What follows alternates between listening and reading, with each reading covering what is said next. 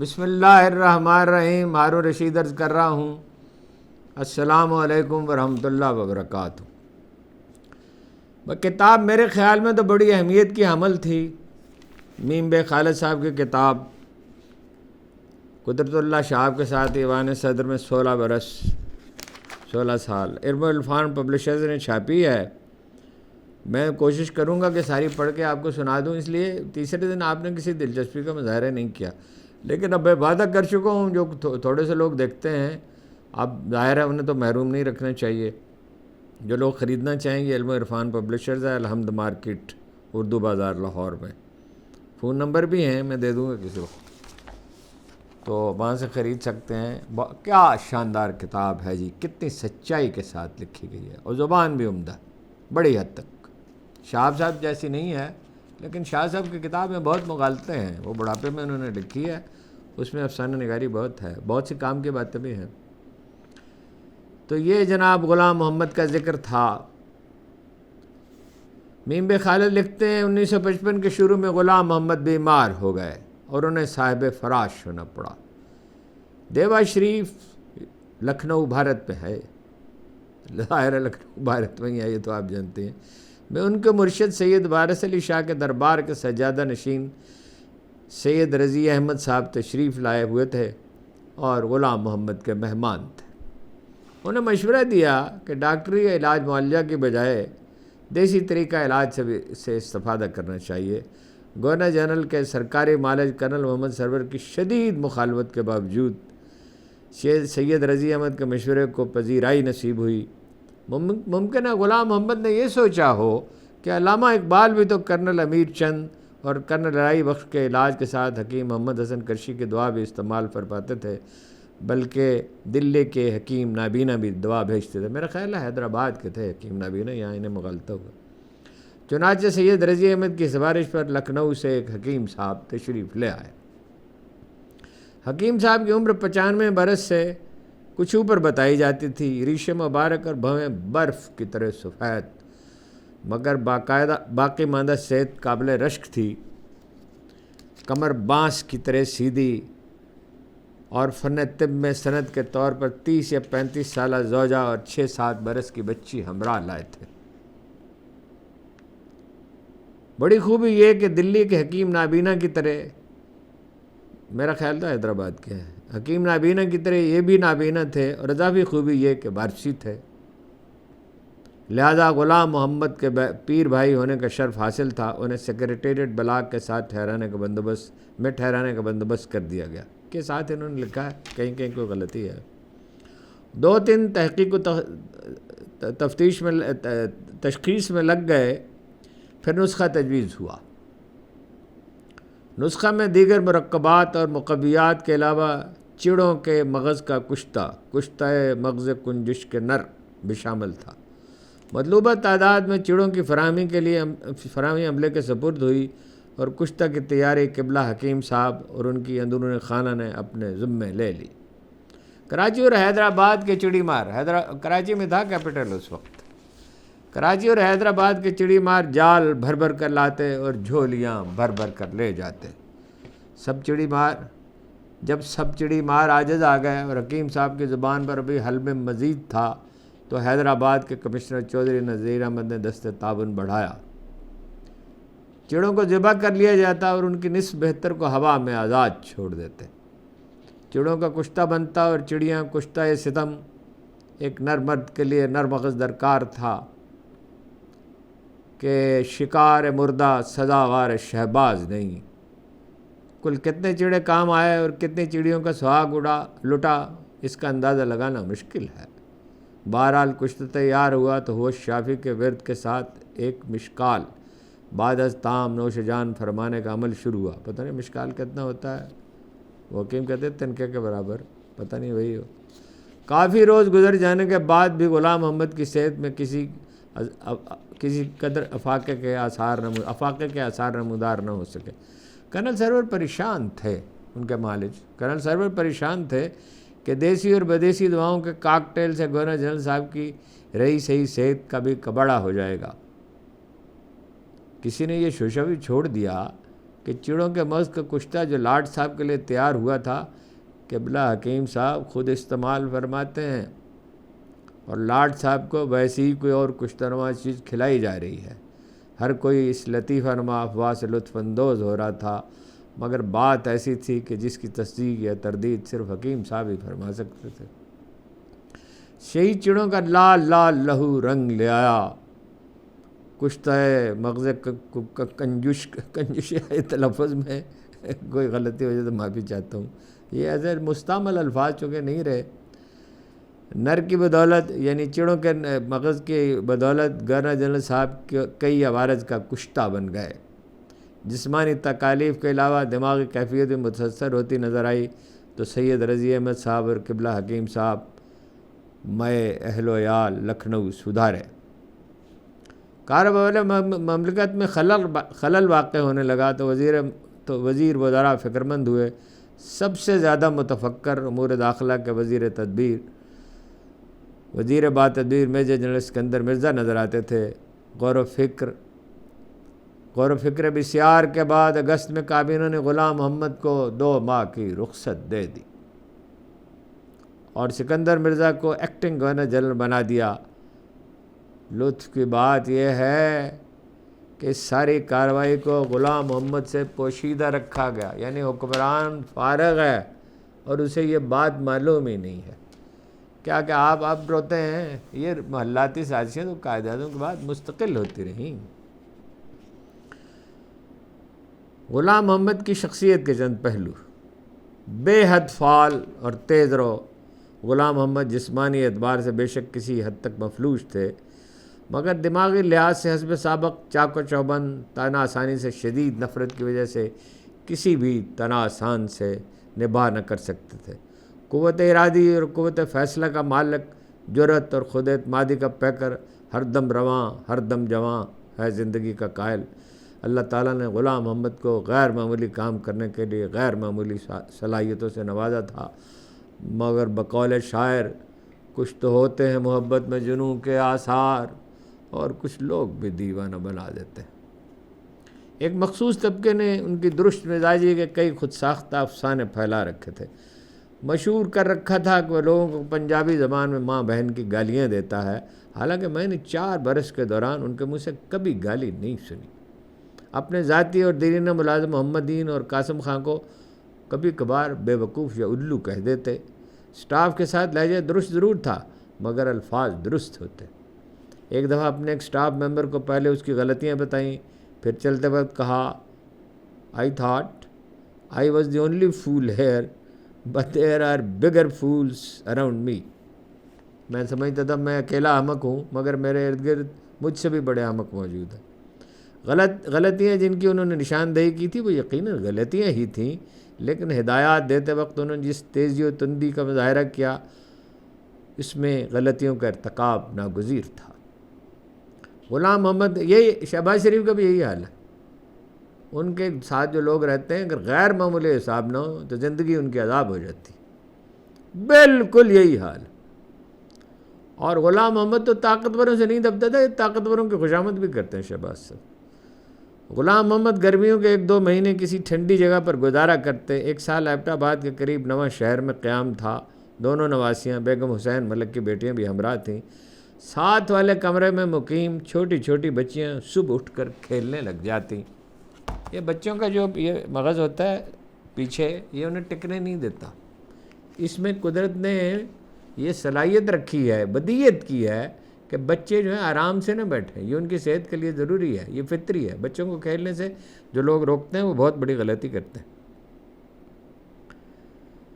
چھوٹی چھوٹی بچیاں صبح اٹھ کر کھیلنے لگ جاتے ہیں۔ ایک دن انہوں نے قدرے زیادہ ادھم مچایا۔ گورنر جنرل نے اپنے شور کے علاوہ کسی کا شور گوارا نہ تھا۔ بچیوں کو بلایا گیا، جب وہ سامنے آ کر لائن میں کھڑی ہو گئیں تو کڑک کر بولے، کیوں شور مچا رہی ہو؟ وہ بیچاری سہم کر ایک دوسری کی طرف دیکھنے لگیں، پھر گرج کر بولے، دوبارہ شور کرو گی؟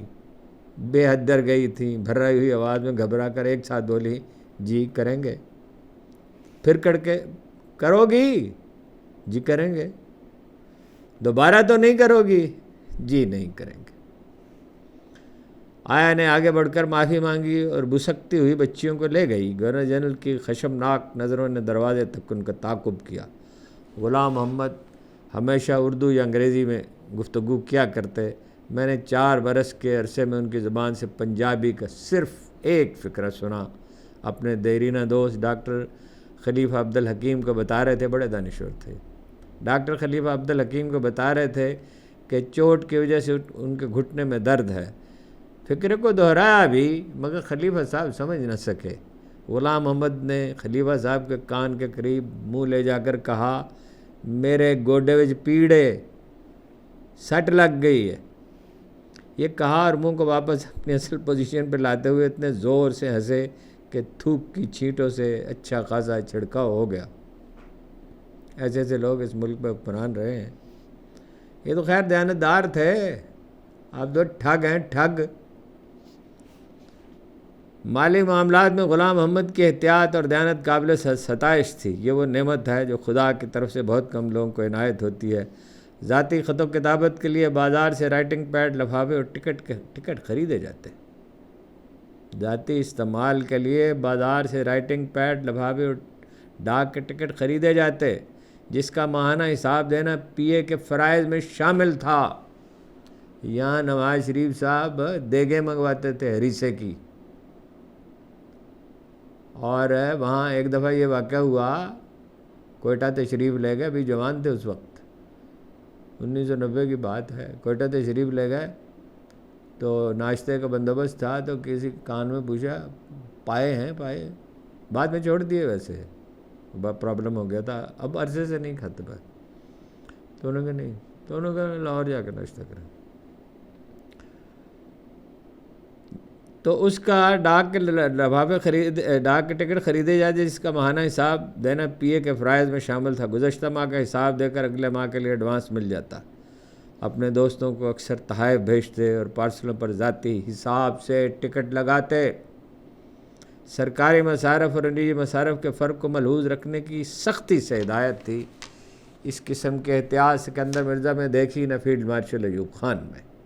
پرانے سٹاف سے سنا تھا کہ الحاج خواجہ ناظم الدین بھی ان باتوں میں لاپرواہ تھے، اور قائد اعظم کے دنوں میں حساب کتاب محترمہ فاطمہ جناح کا آدمی تھا۔ ایک فقرہ لکھ دیا انہوں نے، قائد اعظم تو اتنی احتیاط کرتے تھے، اب میں بھول گیا ہوں 1 روپے 6 آنے تھے، یہ 6 روپے کا مسئلہ تھا۔ انہوں نے پوچھا یہ کہاں خرچ ہوئے؟ ان کے محترمہ فاطمہ جناح نے، وہ ان کے ساتھ رہتی تھیں اور کوئی رقم ایسی نہیں تھی۔ آج کے حساب سے بھی دیکھیں تو 6 روپے کے 600 کے برابر ہوں گے، 1200 کے برابر ہوں گے، 1800 کے برابر ہوں گے، 6000، یہ کون سی رقم تھی؟ تو وہ تو یعنی میں اس کے واقعات بیان کروں تو بات دوسری طرف چلی جائے گی۔ وہ تو دیانتداری کا ایک ایسا نمونہ تھے۔ دیکھیے 3 باتیں تھی قائد اعظم میں، زندگی بھر ان پہ جھوٹ بولنے کا الزام تک نہیں لگا، ایک دفعہ بھی پوری پریکٹیکل لائف میں کبھی کسی نے ان سے یہ نہیں کہا کہ آپ نے وعدہ توڑا، اور پوری زندگی میں 1 روپے کا مسئلہ ہو یا 1 لاکھ کا، کبھی اس پہ تنازع نہیں ہوا۔ قائد اعظم میں تو اولیاء کسی شان تھی۔ صبح 8 بجے غلام محمد کو نماز پڑھتے ہوئے اکثر دیکھا، جمعہ کے روز صبح 8 بجے اکثر دیکھا، جمعہ کے روز کوٹ پتلون کی بجائے پاجامہ اور شیروانی پہننا ان کا معمول تھا۔ اس روز 12 بجے دفتر سے اٹھ جاتے، وضو کرتے، باہر لان میں یا برآمدے میں دریاں بچھ جاتی۔ چپراسیوں میں سے ایک بارش بزرگ مولوی نذیر احمد امامت کے فرائض سر انجام دیتے۔ غلام محمد مالیوں چپراسیوں کے درمیان عموماً پچھلی صف میں نماز ادا کرتے۔ قائد اعظم نے بھی ایک دفعہ ایسا کیا تھا۔ میں نے انہیں شراب کو ہاتھ لگاتے کبھی نہ دیکھا، جوانی میں پیتے ہوں تو مجھے علم نہیں، واللہ عالم۔ ایک دفعہ جمعہ کے روز مولوی نذیر احمد بیمار ہو گئے۔ میں نے military secretary colonel Hamid Nawaz Khan کو اطلاع دی تو انہوں نے مجھے کہہ دیا کہ کسی دوسرے مولوی کا انتظام کروں۔ میں نے انسپکٹر پولیس بہاول بخش کی ڈیوٹی لگائی کہ باہر سے کسی مولوی صاحب کو لائیں۔ غلام محمد اپنے وقت پر نماز کے لیے تشریف لائے تو مولوی صاحب موجود نہیں تھے۔ لاٹ صاحب ابھی ملٹری سیکرٹری پر ناراض ہو رہے تھے کہ مولوی صاحب تشریف لائے۔ بعد میں بہاول بخش نے مجھے بتایا کہ ان مولوی صاحب کو جب یہ معلوم ہوا کہ گورنر جنرل ہاؤس میں نماز پڑھانی ہے تو نئے کپڑے پہن کر عربی چوغا زیب تن کیا۔ منہ میں پان کی گلوری رکھی اور موٹر میں سوار ہوئے۔ شاہی محل کی گاڑی میں بیٹھنے کا اعزاز ناگہاں طور پر میسر آیا تھا۔ گاڑی کے شیشے صاف شفاف تھے۔ مولوی صاحب نے منہ آگے کر کے پان کی پیک سڑک پر پھینکنا چاہی تو شیشے سے ٹکرا کر واپس مولوی صاحب کے چہرہ مبارک اور کپڑوں پر تدریجی آرٹ کے شہپارے بن گئے۔ مولوی صاحب کو واپس اندرون خانہ جا کر کپڑے تبدیل کرنا پڑے، اس وجہ سے پہنچنے میں دیر ہو گئی۔ مہمان نوازی میں غلام محمد بہت فراخ دل تھے۔ 2-4 مہمان ہر وقت قیام پذیر رہتے۔ سرکاری دعوتوں میں صرف سرکاری لوگ بلائے جاتے، نجی دوست کبھی نہ ہوتا۔ نجی دعوتوں میں دوست احباب ہوتے، سرکاری آدمی کوئی نہ ہوتا۔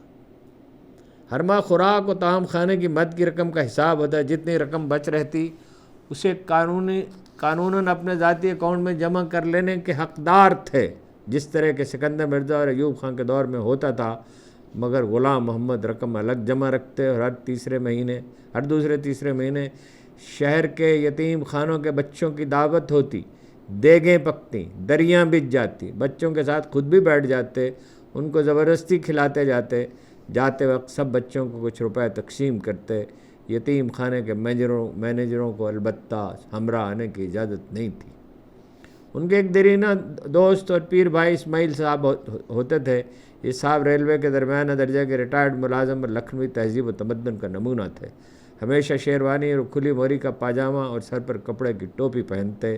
جس دن شام کو کوئی سرکاری مصروفیت نہ ہوتی، اسماعیل صاحب کے کوارٹر سے موٹر انہیں لے آتی اور رات کھانے کے بعد واپس چھوڑ آتی۔ تصوف کے اسرار و رموز پہ گفتگو رہتی۔ ایک دفعہ ہزارہ کے دورے پر تھے۔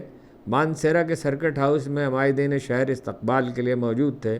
غلام محمد قطار میں کھڑے لوگوں سے ہاتھ ملا رہے تھے کہ دور عوام الناس کے مجمع میں ایک شخص پہ نظر جا کے ٹھہر گئی۔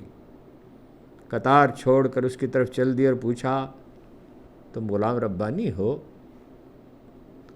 اس کے اسبات میں سر ہلانے پر فوراً ہی بغلگیر ہو گئے۔ معلوم ہوا کہ غلام ربانی صاحب ان کے پرانے ہم جماعت ہیں اور مانسیرا کے پرائمری اسکول میں ٹیچر ہیں۔ 2 دن مانسیرا میں رہے اور غلام ربانی کو اپنے ساتھ سرکٹ ہاؤس میں رکھا۔ رخصت ہوتے وقت ڈپٹی کمشنر کو ہدایت کی، ان کا خیال رکھنا، انہیں کوئی تکلیف نہ ہو۔ غلام محمد کے دوستوں میں سیاستدان خال ہی تھے۔ سب دانشور لوگ تھے۔ مثال کے طور پر بنگال کے ڈاکٹر عبد الرحمن صدیقی، لاہور کے ڈاکٹر خلیفہ عبد الحکیم، پطرس بخاری اور شعیب قریشی۔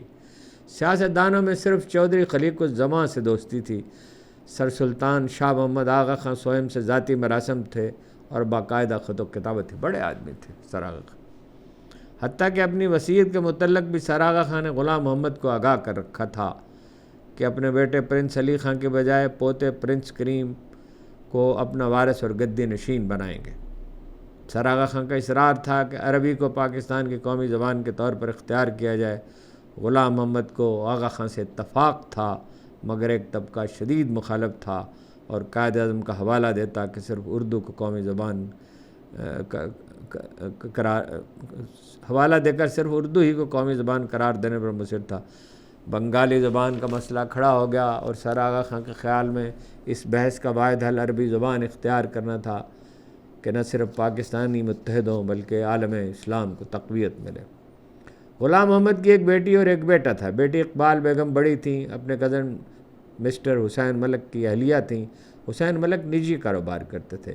بیٹا انعام محمد اور ایک کاروباری فرم گریبس کاٹن میں 1000 روپے کے لگ بھگ تنخواہ پر ملازم تھا اور بیوی اور 2 بچوں کے ہمراہ کراچی میں کرائے کے مکان میں رہتا تھا۔